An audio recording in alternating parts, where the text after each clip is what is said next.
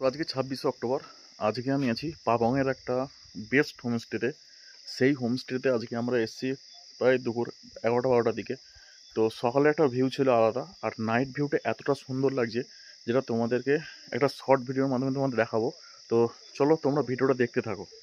এই হোমস্টেতে আছে টোটাল 3টে ডুপ্লেক্স কটেজ আর 4টে কিন্তু নর্মাল এমনি কটেজ, ডিলাক্স কটেজ।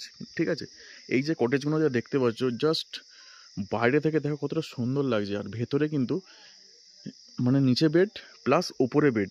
ঠিক আছে, এর মানে রুমে এক একটা রুমে প্রায় 5 থেকে 6 জন কিন্তু আরামসে থাকতে পারবে।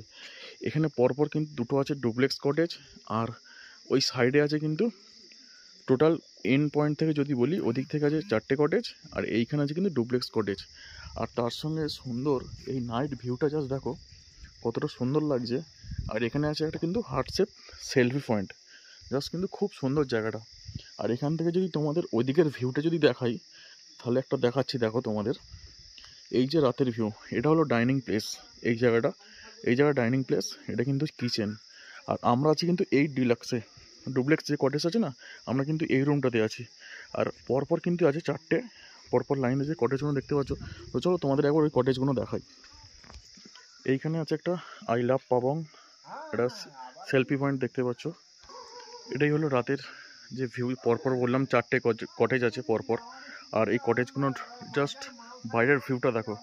রুম কিন্তু অসাধারণ, রুম নিয়ে কোনো কথা হবে না। আর চলো রুমের ভিডিও তোমরা কিন্তু দেখতে পাবে বড় ভিডিওতে। তো চলো, এটাই হলো নাইট ভিউ।